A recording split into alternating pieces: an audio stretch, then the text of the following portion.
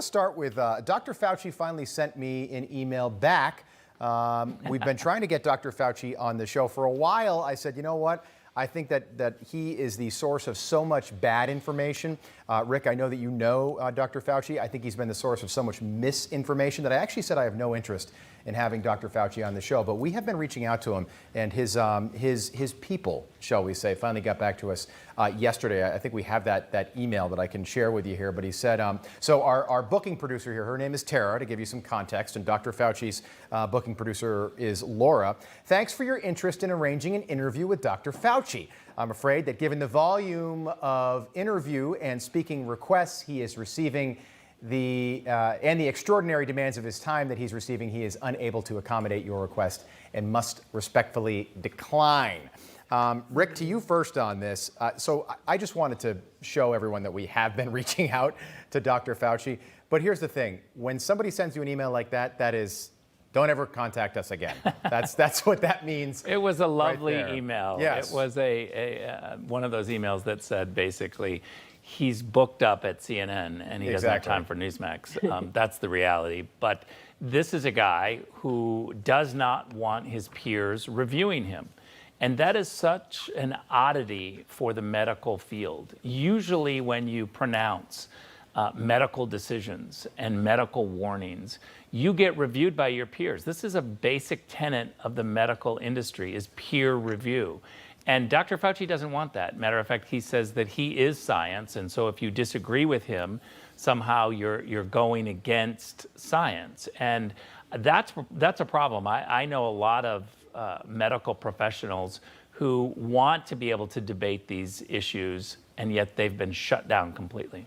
And that's been happening for the last year and a half. Dr. Fauci doubled down on a podcast yesterday. We played that, Rick, where he said basically... He has time for a podcast, but not Newsmax. Exactly. Can't come on Newsmax. Can't come on the fourth biggest network in the country. Rob, I think you should reply 16 times. I demand time with Fauci. I demand time with Fauci. Yeah, a la Lori Lightfoot. Yeah, exactly. Yeah. She has time to write that. By the way, Amir, Lori Lightfoot, she says racism is a public health crisis, but gang violence apparently is not in the city of Chicago. This is interesting, and I'm curious what your thoughts are. Amir, to you first. So Donald Trump as Speaker of the House. Kevin McCarthy was asked about this during an interview, and instead of saying no, Kevin McCarthy's made it very clear that he wants to be Speaker if Republicans retake the House in 2022.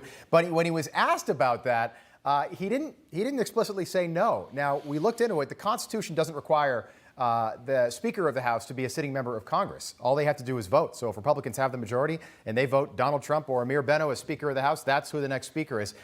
You're the constitutional attorney, Amir. Is this something that, there's no precedent for this, but is this something that could happen?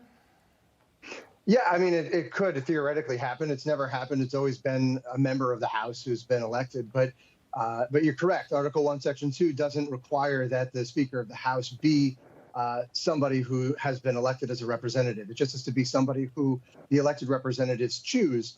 And we see every time this comes around, every new Congress, they nominate generally, the major parties nominate somebody. In recent years, they've nominated more than one person. And then the members vote, and whoever gets the majority becomes the Speaker. And you don't have to vote for somebody who has been nominated. We've seen votes for Stacey Abrams. There's been votes for Colin Powell. In fact, Joe Biden, after he concluded his term as vice president, was nominated to be the Speaker of the House. They could nominate a senator, Rand Paul, Tammy Duckworth. All of them have been nominated at various times as Speaker of the House. So it's possible. So I don't know that it's likely to succeed. It depends whether Donald Trump has a coalition of enough supporters in Congress. And obviously, there are those who, if they're not ousted in their primaries, who voted to impeach him, who probably have no love lost for the former president and probably would not be on his side. So it might be hard to get past that 50% to get to the majority necessary. But theoretically, is it possible? Yes. Could happen. Amy, kind of a downgrade in office space. Although I think President Andrew Johnson, he was president and then became a U.S. senator after serving as president. So it might be a downgrade, but think about this though. They would be forced to see him every single time they entered the chambers, right?